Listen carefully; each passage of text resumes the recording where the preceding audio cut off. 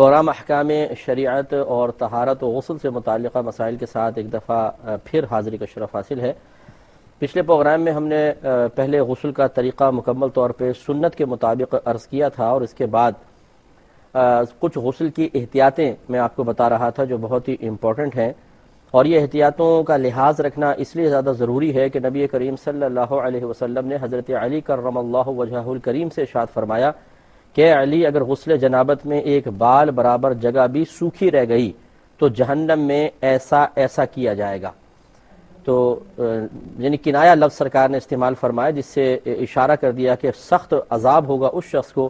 کہ جو غسل کرتے ہوئے احتیاط کرے اور ایک بال میں بھی جنابت باقی رہ جائے۔ اسی طرح نبی کریم صلی اللہ علیہ وسلم کا فرمان عالی شان ہے کہ ہر بال کے نیچے جنابت ہے۔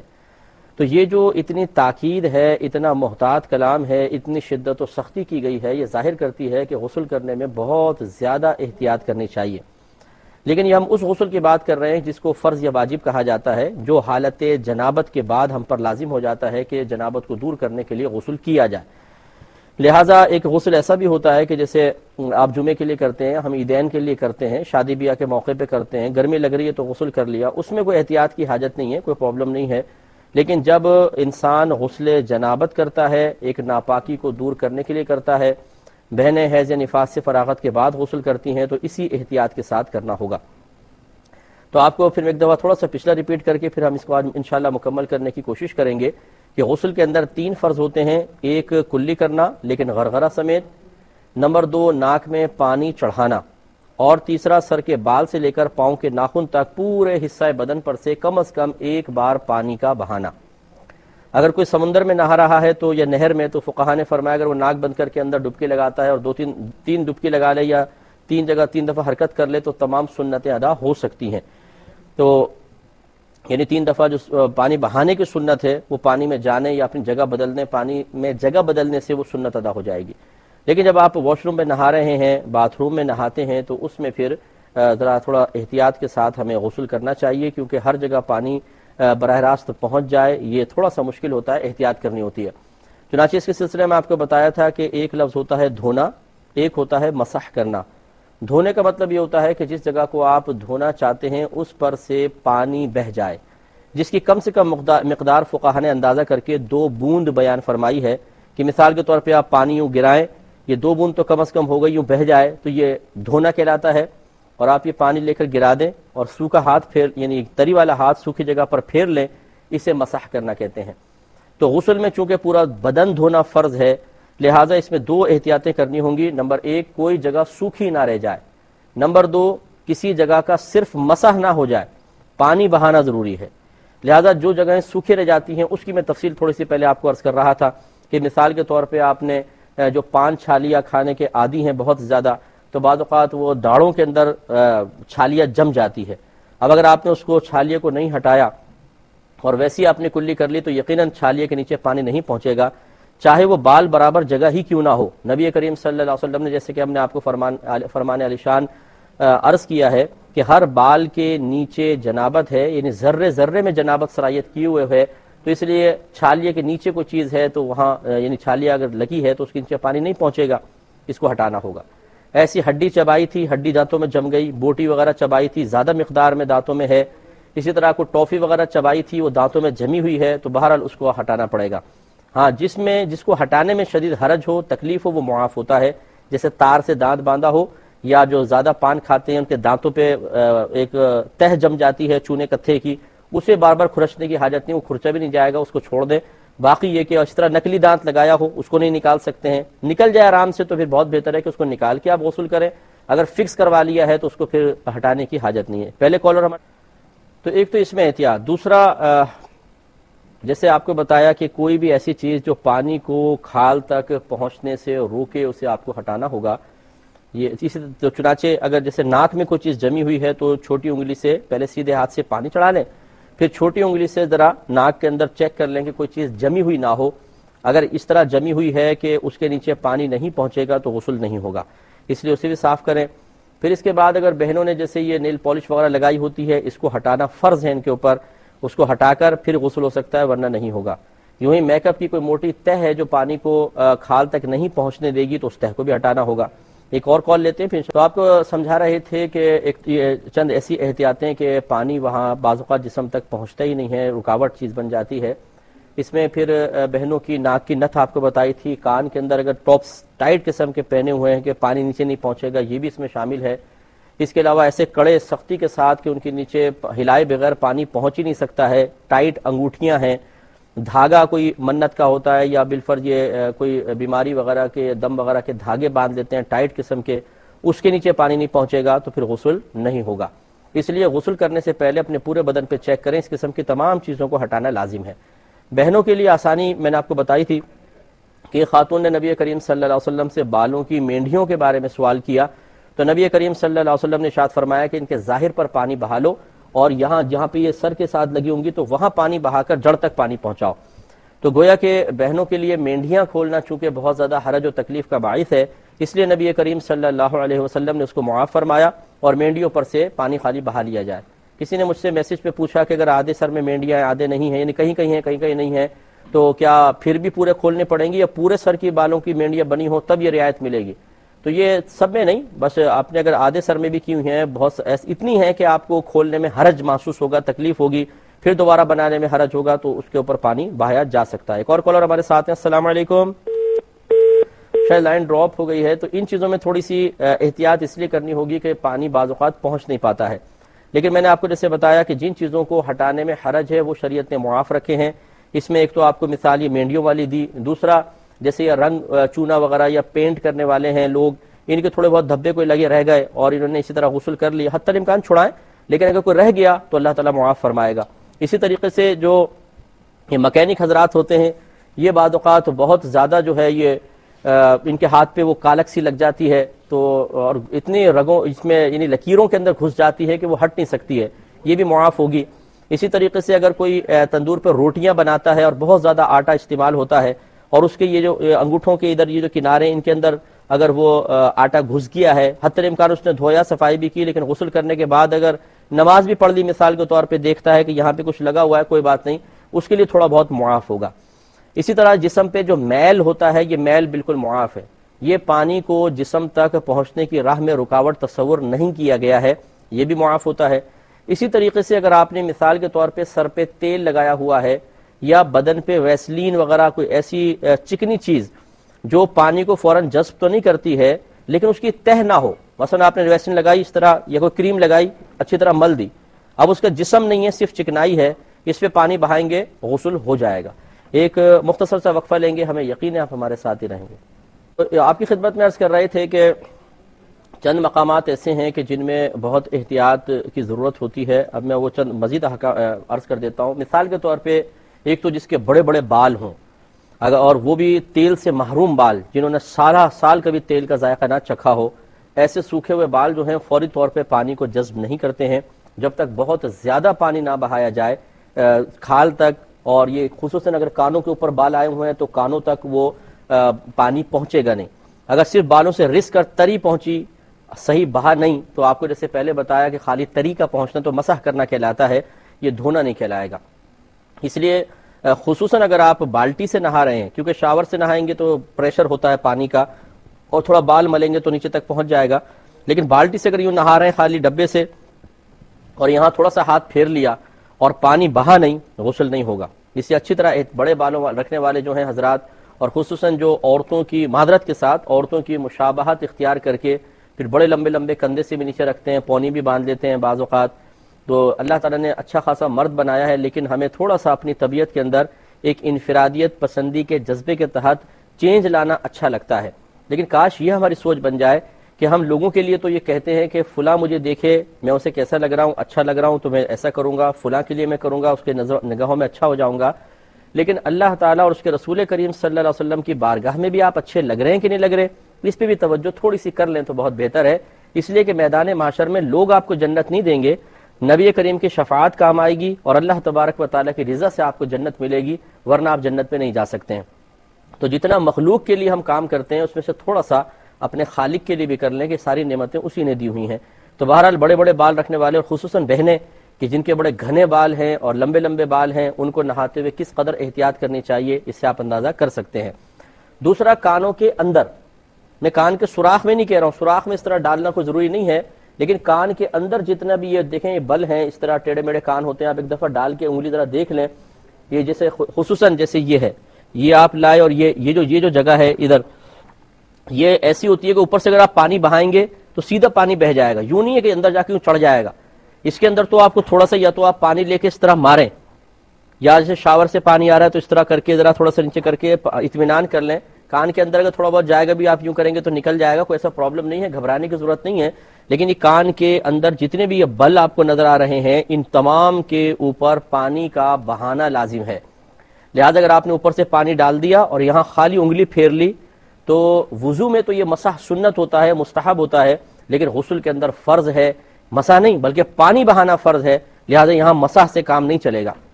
اس میں ذرا احتیاط کریں۔ کالر اور ہمارے ساتھ ہیں، دیکھیں جو گردن اور تھوڑی کے ملنے کی جگہ ہے، جب آپ یوں کریں گے خصوصاً جن کا بدن بھاری ہے اور گوشت زیادہ ہے اور بل پڑ جاتے ہیں پیٹوں کے اندر، پسلیوں کے پاس یا گردن کے اندر، بڑی موٹی گردن ہے اور دو دو تین تین بل بن جاتے ہیں، تو یاد رکھیں گردن سیدھی کر کے پانی بہانا اچھی طرح، خصوصاً یہ جگہ پر اگر آپ شاور سے نہا رہے ہیں تب بھی اس میں آپ احتیاط کریں، اگر آپ سیدھا اس طرح پانی گر رہا ہے تو یہاں پر آ کے یوں نیچے گر جائے گا، یہ نہیں کہ یوں جا کر پورا اس پہ اچھی طرح بہہ بھی جائے، تو اس لیے تھوڑا گردن ٹیڑھی کر کے یہاں پانی ڈالیں، یہاں پانی بہائیں، خصوصاً جیسے اب ہماری داڑھی ہے، جس کی بھائی کی بھی داڑھی ہے، وہ اچھی طرح یعنی کھال تک پانی کو پہنچائے گا تو غسل اترے گا۔ اسی طرح جن کے میں نے بتایا کہ جسم میں بل پڑ جاتے ہیں کثرت گوشت کی بنا پر یا کثرت چربی کی بنا پر، انہیں ہر بل کے اندر، ہر مطلب شکن کے اندر پانی کا پہنچانا بہانا فرض ہے، ورنہ غسل نہیں اترے گا۔ اسی طریقے سے تیسری احتیاط یہ بغلوں کا حصہ ہوتا ہے، اگر آپ اوپر سے پانی ڈال لیں، مثال کے طور پہ پانی بہا رہے ہیں، خصوصاً جب ڈبے سے نہا رہے ہیں اور آپ نے اوپر سے پانی بہایا اور نیچے سے خالی ہاتھ پھیر لیا تو یہ تو مسح ہوگا،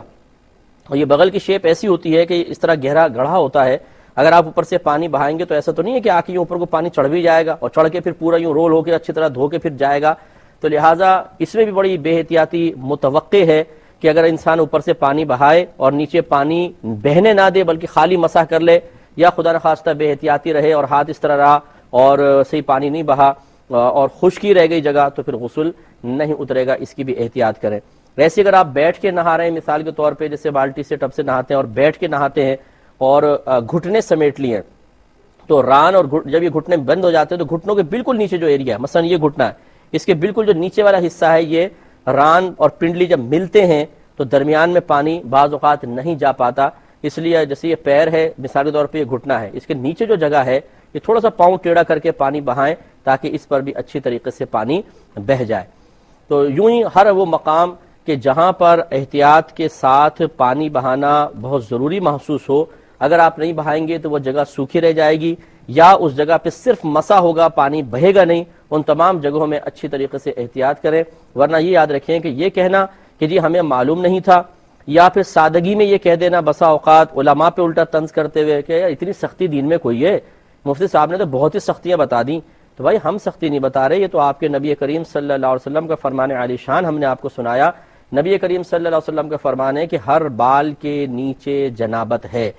تو بال دیکھ لیں، روئیں جسم کے ہر حصے میں ہے، گویا کہ ہر حصے میں جنابت موجود ہے، اور جنابت دور کرنے کے لیے پورے بدن کو دھونا فرض ہے، اور دھونے کی تعریف ہم نے آپ کو بتا دی کہ پانی بہانا فرض ہے، سوکھی جگہ کو دھونا نہیں کہتے، مسح کو دھونا نہیں کہتے، دھونا ہے یعنی پانی بہانا پڑے گا، اگر آپ نے صرف مسح کیا یہ جگہ سوکھی چھوڑ دی تو گناہگار ہوں گے، اور اسی لیے جیسے میں نے آپ کو فرمان عالی شان سنایا کہ نبی کریم صلی اللہ علیہ وسلم نے حضرت علی کرم اللہ وجہہ الکریم سے ارشاد فرمایا تھا کہ اے علی اگر ایک بال برابر جگہ بھی غسل جنابت میں سوکھی رہ گئی تو جہنم میں ایسا ایسا کیا جائے گا۔ تو اس کا آخری حصہ یہ تھا کہ حضرت علی کرم اللہ وجہہ الکریم نے ارشاد فرمایا کہ اس کے بعد میں نے اپنے سر سے دشمنی کر لی تھی،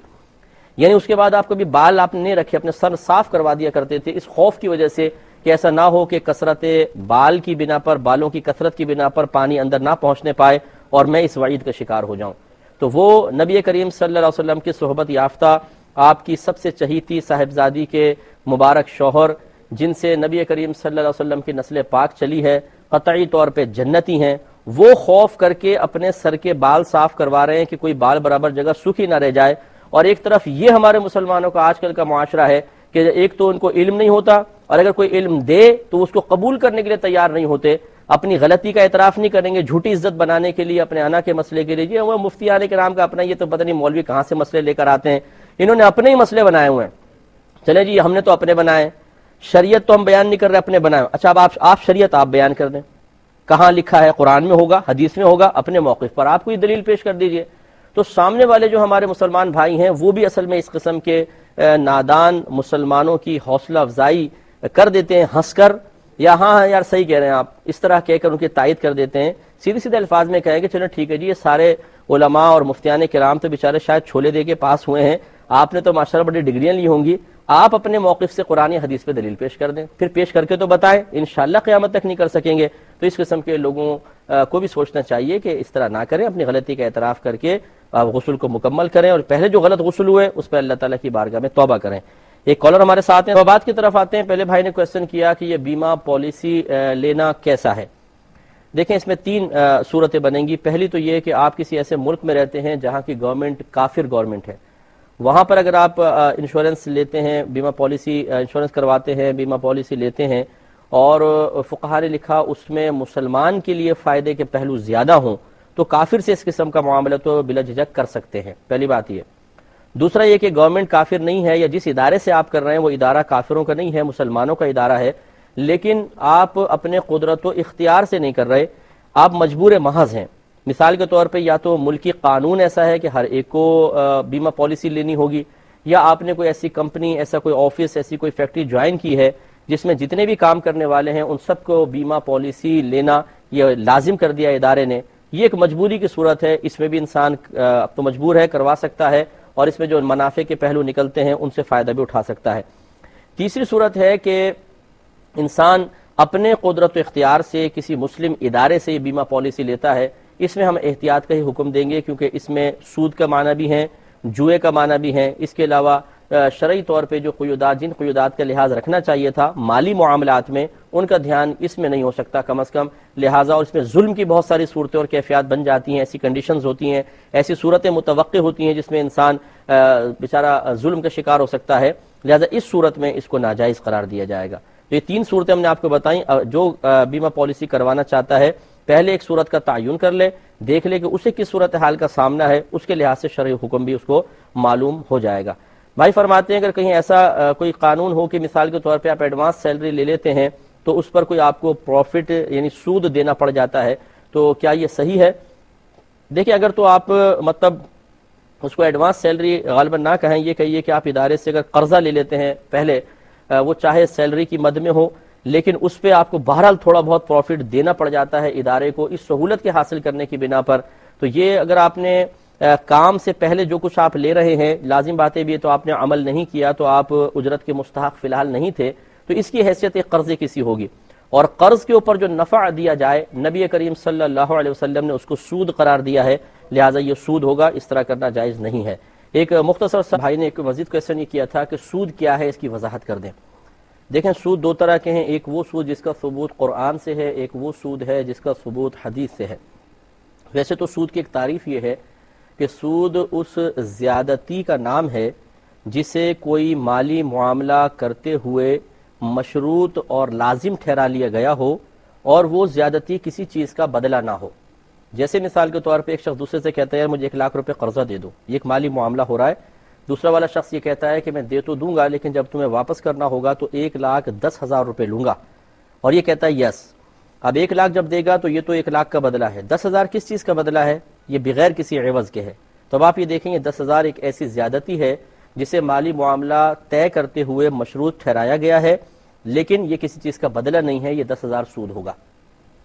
لیکن یہ وہی تعریف ہے جو قرآن والے سود پہ صادق آتی ہے کہ کفار کسی کو پیسے دیا کرتے تھے اور کہتے تھے کہ 3 مہینے کے اندر آپ دیں گے تو ہر مہینے آپ کو اتنا اتنا اس پہ زیادہ دینا پڑے گا، 3 مہینے تک نہیں دیں گے تو پھر یہ جو پروفٹ ریشو ہے اور بڑھا دیا کرتے تھے. تو یہ قرآن نے اس کی مذمت کی، وہ یہی سود ہے جو میں نے آپ کو بھی تعریف بتائی. اور ایک سود وہ ہے جو حدیثوں سے ثابت ہے، ایک صورت اس کی، وہ اس کا خلاصہ یہ ہے کہ ہر وہ چیز جو موزونی یا مکیلی ہو. موزونی اسے کہتے ہیں جس کا وزن کیا جائے جیسے ترازو میں تول کر، اور مکیلی اسے کہتے ہیں جسے برتن وغیرہ سے ناپ کر دیا جائے، جیسے ہمارے ہاں دودھ یہ ناپتے ہیں برتن سے دیتے ہیں، اس کو مکیلی کہیں گے. یہ کیل سے نکلا ہے، کیل کا مطلب برتن وغیرہ سے ناپنا، اور وزن کرنا مطلب باٹ وغیرہ کے ذریعے ترازو میں وزن کرنا. جس کا وزن کرتے ہیں اس کو موزونی کہہ دیتے ہیں، اور جس کو ناپتے ہیں اس کو مکیلی اشیاء کہہ دیتے ہیں. تو ہمارے نبی کریم صلی اللہ علیہ وسلم نے سود کا ایک مزید تصور یہ دیا ہے کہ اگر دونوں طرف سے چیزیں موزونی یا مکیلی ہوں اور ان کو آپ آپس میں لے دے رہے ہیں تو اس کی دو صورتیں بنیں گی. ہم جنس کو ہم جنس کے بدلے میں لے رہے ہیں، جیسے یہاں بھی گیہوں یہاں بھی گیہوں، یہاں سونا یہاں چاندی یہاں چاندی، یا دوسری جنس کے ذریعے ہے، مثلا یہاں گیہوں ہے اس طرف چاول ہے. تو ان دونوں کے اندر فرق یہ ہوگا کہ اگر ہم جنس کے ذریعے آپ لے دے رہے ہیں تو اس میں سود سے بچنے کے لیے دو شرطیں ضروری ہیں. نمبر ایک، دونوں کا وزن برابر ہو. نمبر دو، یہ نقد ہو. اگر وزن میں کمی بیشی ہوگی یا ادھار لیں گے تو یہ سود بن جائے گا. مثال کے طور پہ اگر 50 من گندم یہاں ہے 40 من یہاں ہے، اب عدل تبادلہ کرتے ہیں، یہ سود ہو گیا. یا 50 من یہاں ہے 50 من یہاں ہے، لیکن ایک نے ابھی دے دی اور دوسرے نے کہا کہ میں 1 مہینے بعد دے دوں گا، یہ ادھار ہوا، یہ بھی سود متحقق ہو جائے گا. آپ شاید یہ آپ کے ذہن میں سوال پیدا ہو کہ اگر 50 من گندم یہاں ہے 50 یہاں اور نقد ایک دوسرے کو دیتے لیتے ہیں تو فائدہ کیا ہے لینے دینے کا؟ فائدہ بعض اوقات ایسا ہوتا ہے کہ ادھر پرانی گندم ہے ادھر نئی، میرے پاس پارٹی ہے نئی گندم کی لیکن میرے پاس پرانی پڑی ہوئی ہے، میرے دوست کے پاس نئی گندم ہے تو میں کہتا ہوں یار میری پرانی لے لو، نئی اپنی دے دو، میری پارٹی ہے میں اس کو دے دوں گا. تو یوں ہم ایک دوسرے کو اپنی گندم دے کے تبادلہ کر رہے ہیں. تو ہم جنس اشیاء جو موزونی مکیلی ہیں ان میں اگر سود سے بچنا ہو تو دو شرطوں سے بچ سکتے ہیں. نمبر ایک، دونوں کا وزن برابر ہو. نمبر دو، نقد لینا دینا ہو، ادھار نہ ہو. چنانچہ اگر ادھار لینا دینا کیا یا وزن میں کمی بیشی ہوگی سود متحقق ہوگا. اور اگر غیر ہم جنس ہیں، جیسے ایک طرف گیہوں ہے دوسرا شخص اس کے بدلے میں چاول دینا چاہتا ہے، تو ایسی صورت میں نقد ضروری ہے. اگر ادھار کریں گے تو سود بن جائے گا، لیکن ان میں وزن برابر ہونا ضروری نہیں ہے، اس میں آپ کمی بیشی کر سکتے ہیں. مثلا ایک شخص کہتا ہے میں 50 من چاول دیتا ہوں تم 20 من گندم مجھے دے دو، تو یہ سودا بالکل جائز ہے.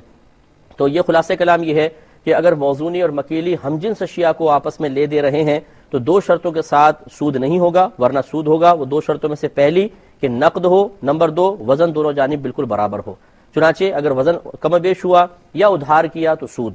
اور غیر ہم جنس کے اندر صرف ایک صورت جواز کی ہے، وہ ہے کہ برابر یعنی نقد ہونا چاہیے،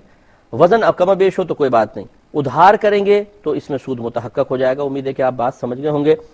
قسطوں پر انہوں نے کہا کہ چیز لینے دینے کی کیا شرعی حیثیت ہے؟ دیکھیں بالکل جائز ہے. اس میں ہوتا یہ ہے کہ ایک شخص یہ کہتا ہے نقد لوگے تو مثلا 1000 کی اور ادھار لوگے تو 1500 کی، تو یعنی اگر 1 سال کے وعدے پہ لیتے ہو انسٹالمنٹ پہ لیتے ہیں تو اس میں شرعاً کوئی حرج نہیں ہے، جبکہ کسی ایک طریقے کو متعین کر لیا جائے. میں دونوں میں سے کہوں چلو کیش لیتا ہوں ٹھیک ہے دے دو، نہیں قسطوں میں لیتا ہوں، ایک کو متعین کر لیں بالکل صحیح ہے. یہ تو کوئی ناجائز نہیں ہے،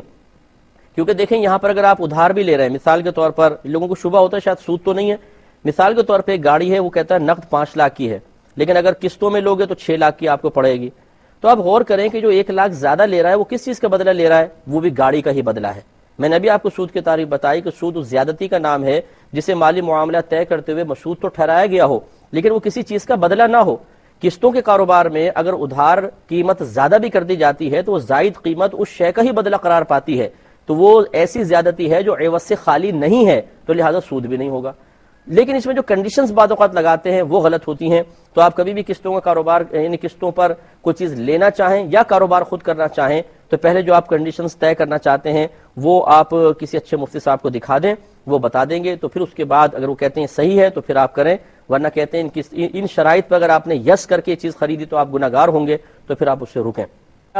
یہ میں نے بھی یہ عرض کیا تھا کہ یہ نہیں کہنا چاہیے کہ اللہ تعالیٰ آپ کا نصیب اچھا کرے، مناسب نہیں ہے. وجہ اس کی یہ ہے کہ نصیب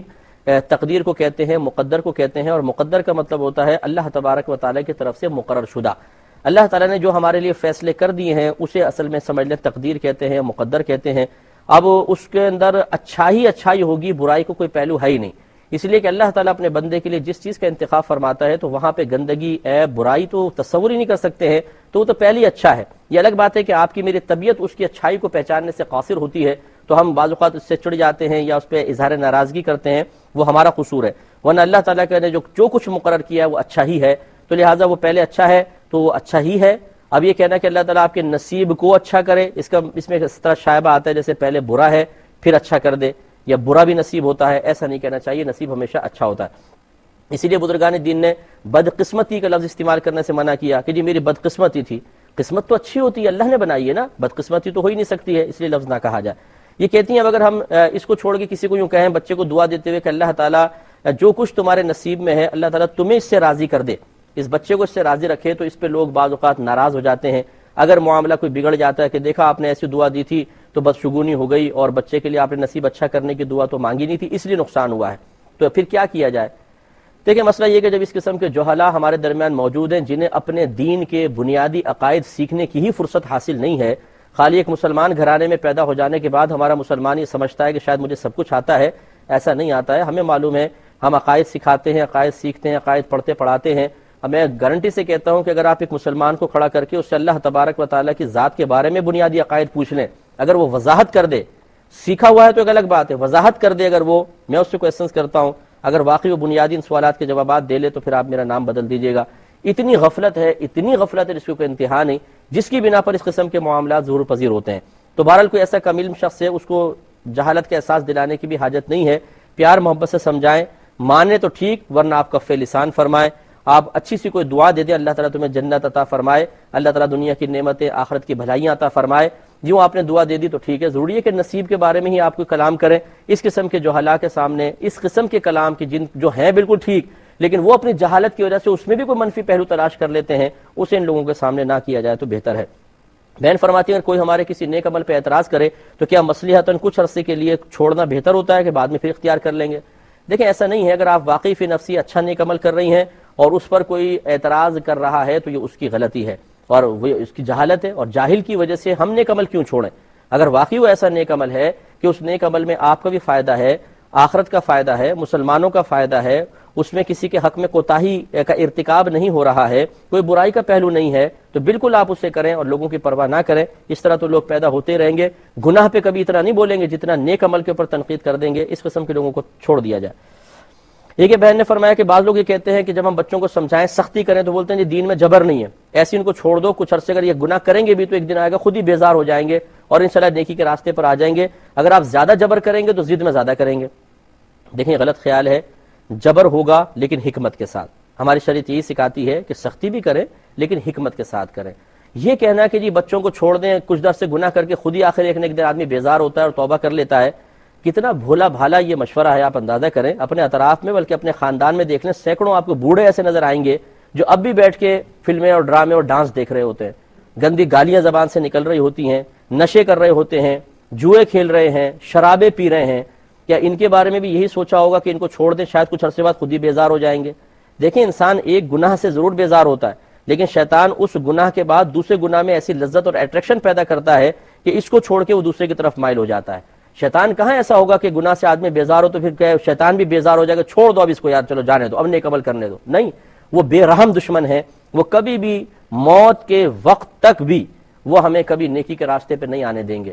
یہ اصل میں جملے وہ لوگ کہتے ہیں جو خود گناہ کر رہے ہوتے ہیں۔ جب آپ اپنے بچوں کو سمجھا رہے ہیں تو انہیں سمجھا آپ ان کو رہے ہیں، انہیں ایسا لگتا ہے جیسے چور کی داڑھی میں تنکا جس کو کہا جاتا ہے، انہیں خود برا سا محسوس ہوتا ہے، تو پھر وہ ان بچوں کا دفاعی جملے وہ اس کے لیے کہہ رہے ہوتے ہیں، حقیقتاً وہ اپنے لیے کہہ رہے ہوتے ہیں، اور اس قسم کی باتیں کہہ کے اپنے گویا کے باطن کو، ضمیر کی ملامت کو دبا کر خود کو جھوٹی تسلیاں دینے کی کوشش کر رہے ہوتے ہیں اور ایک دلیل قائم کر رہے ہوتے ہیں کہ نہیں ہاں ٹھیک ہے جی، ایک نہ ایک دن انشاءاللہ ہمارا دل بھی بیزار ہو جائے گا۔ اس سے انہیں تھوڑا سا روحانی سکون سا مل جاتا ہے وقتی طور پر، ایک جرم کا احساس جو احساس ندامت باعث تکلیف بن رہا تھا، اس تکلیف کی شدت سے بچنے کے لیے اس قسم کے جملے بول دیے جاتے ہیں جو قطعاً غیر مناسب ہیں۔ نبی کریم صلی اللہ علیہ وسلم زیادہ بہتر جانتے ہیں، یہ لوگ بہتر جانتے ہیں۔ سرکار نے ارشاد فرمایا جب بچہ 7 برس کا ہو جائے تو اس کو نماز کا حکم دو، اور 10 برس کا ہو جائے تو مار کر نماز پڑھاؤ۔ اور سرکار نے بخاری کی روایت فرمایا ہر شخص سے اس کی رعایا کے بارے میں سوال ہوگا، ایک شخص سے اس کی بیوی اور بچوں کے بارے میں سوال ہوگا، ماں سے گھر کے بارے میں سوال ہوگا، آقا سے غلام کے بارے میں سوال ہوگا، اور غلام سے آقا کے گھر اور کاموں کے بارے میں سوال ہوگا کہ اس میں کوتاہی کی تھی کہ نہیں کی تھی۔ تو وہاں پر ایسا نہیں ہے کہ شترے بے مہار چھوڑ کر بچوں کو مہلت دی جائے کہ چلیں جی پہلے سنبھل جائیں گے پھر انشاءاللہ ایسا ہوگا۔ یہی وہ لوگ ہیں جنہوں نے بہت سارے مجرم پیدا کیے ہیں کہ چھوڑو جی نظر انداز کرو، ٹھیک ہو جائیں گے ٹھیک ہو جائیں گے۔ کیسے ٹھیک ہوں گے؟ آپ قرآن پڑھا رہے ہیں، ان کو حدیث پڑھا رہے ہیں، کسی عالم کو کی ٹیوشن لگوا دی آپ نے، بچے فلمیں دیکھ رہے ہیں، موویز دیکھ رہے ہیں، نئے نئے آئیڈیاز برائی کے حاصل کر رہے ہیں، باہر نکل کے پریکٹیکل کر رہے ہیں، اور پھر آپ کہہ رہے ہیں چھوڑ دو انشاءاللہ ایک دن بیزار ہو جائیں گے۔ وہ کون سا دن آئے گا؟ وہ آپ پر آیا ہے؟ پہلے آپ اپنے بارے میں غور کر لیں، آئینے میں کھڑے ہو کر ذرا اپنے آپ سے سوال کر لیں کہ آپ گناہوں سے بیزار ہو گئے؟ آپ ذرا لسٹ میں گن کے دیکھ لیں اپنی انگلیوں پر کتنے گناہ آپ روزانہ خود کر رہے ہیں۔ تو اس لیے معذرت کے ساتھ برا نہ مانیں اور اس قسم کے مشورے دے کر کسی دوسرے کو اصلاح اور بچوں کی صحیح تربیت سے روک کر اپنے لیے گناہ جاریہ کا سامان نہ کریں تو یہ بہت بہتر ہے، ہمارا مشورہ ہے، ورنہ آپ کی مرضی ہے صاحب، آپ ہمیں بھی برا بھلا کہہ لیں چاہے انہیں بھی کہہ لیں، آپ کی مرضی ہے۔ بہن نے فرمایا اگر ایک والدہ نے اپنے بچیوں کے لیے کوئی چیز خریدی، کچھ چیزیں ان کے نابالغ پن میں لی، کچھ ان کی بلوغت کے بعد، اور نیت یہ تھی کہ بچیوں کے جہیز میں دیں گے، پھر ماں کا انتقال ہو گیا، قبضے میں ماں کی ہی تھی، تو اب یہ اس جو مال جہیز کے لیے رکھا ہوا ہے اس میں وراثت والدہ کی جاری ہوگی یا نہیں ہوگی؟ دیکھیں جو نابالغہ بچی کے لیے وہ تو چاہے بچی کے قبضے میں دیے تھے یا نہیں دیے تھے وہ بچی کا ہو گیا، اور جو بلوغت کے بعد لیے تھے وہ جب تک بچی کے قبضے میں نہیں دیں گے وہ بچی کا نہیں ہوگا، وہ ماں کا ہے، اس میں وراثت جاری ہوگی۔ اب اگر آپ کو نہیں پتا کہ کون سا بلوغت میں کون سا نابالغی میں ہے تو غالب گمان کر لیں کہ جو چیزیں ذرا پرانی محسوس ہوں یا ان کی رسیدیں آپ کو مل جائیں جن میں ڈیٹ پرانی لکھی ہوئی ہے، نابالغی کے دور کی ہیں، تو وہ تو نابالغی بچی کی ملک ہوگی، اس میں وراثت جاری نہیں ہوگی، باقی کے اندر ہو جائے گی۔ غالب گمان کر کے کر لیں۔ میں بہت معذرت چاہتا ہوں، بہت سارے کویشچن تھے لیکن ابھی چونکہ